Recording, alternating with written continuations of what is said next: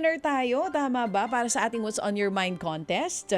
Meron nga ba? Diretso na po tayo agad dito po sa ating makakausap ngayong araw ng Lunes na ito. Siyempre Monday, dapat may winner. Oo, eto na. Kausapin po natin ang winner natin mga kapatid. Habang inaantay po natin siya sa ating linya. Good morning po sa mga nakatutok sa atin sa YouTube Live. Ang bilis ng oras, no? Maulan pa po ba sa inyong area? Kamusta po kayo dyan? Paramdam kayo sa amin. Taga saan kayo? Maulan pa ba? Sana hindi na. Habang inaantay ko ang inyong mga sagot, narito po muna si Estelita Tablatin mula sa Bacolod City na tinatawagan na po natin ngayon, 67 years old at dati pong manikurista. Pwede po kayo magpabate ha sa mga nakatutok sa atin ngayon. Comment lang po kayo dito sa Facebook Live, sa mga nanonood sa atin sa News 5 YouTube channel, maging sa mga nanonood po sa atin sa 105.9 True FM YouTube page. Good morning po sa Facebook page din po ng True FM. Marami din pong nanonood sa atin dyan. Maulan pa rin daw hanggang ngayon sa Baguio, sabi ng isang viewer natin on YouTube from I Am May. Eto na siya, nasa linya, Nanay Estelita Tablatin from Bacolod. Good morning po sa inyo. Magandang umaga po, ma'am. Good morning po, Nanay. Malinaw naman po ako? Opo, ma'am. Oo. Nay, ano po muna yung Bible verse na binigay po sa atin ni Pastor Jeff? Sa ngayon, Yung nung Friday po, Nay, nung Friday. ito po. Agad naman siyang inabot ng Jesus.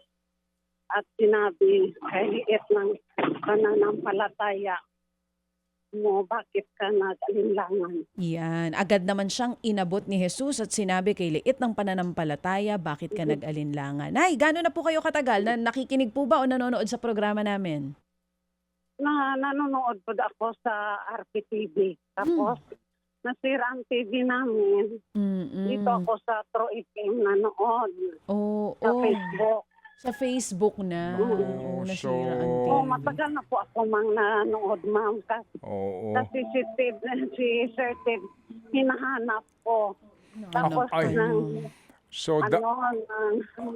parang kayo na sa wall ko.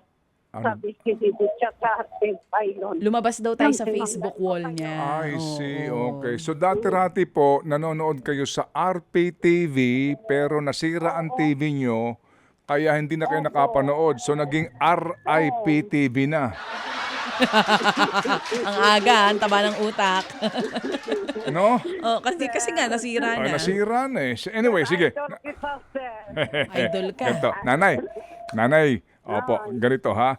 Kasi kapos tayo sa oras. Ganito. 2,000 ang inyong premyo sa balak gamitin. Ang balak ko, bili ko ng patak sa mata.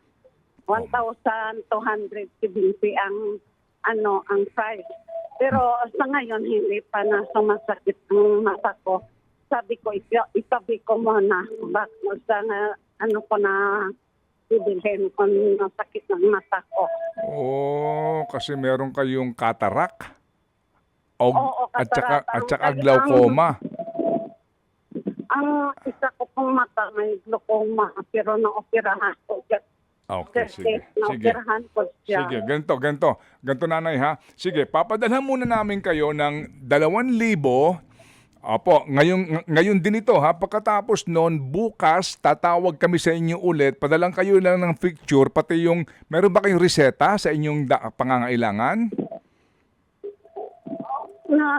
Mayroon akong binigay sa doktor nga para sana pa-opera.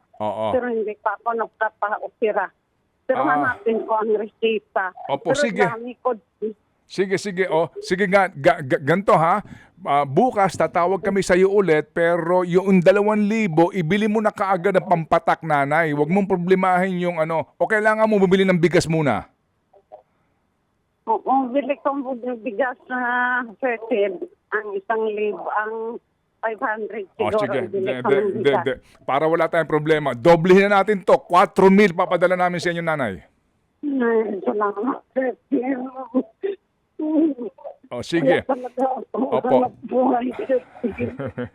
Sige nanay, ganito, padala namin kayo ng 4,000, pagkatapos bilhin nyo na kaagad yung inyong pampatak sa mata at yung pera po na iba, bilhin nyo kaagad ng bigas. Tapos bukas, tatawag kami, padala lang kayo sa amin ng picture nyo nanay ha?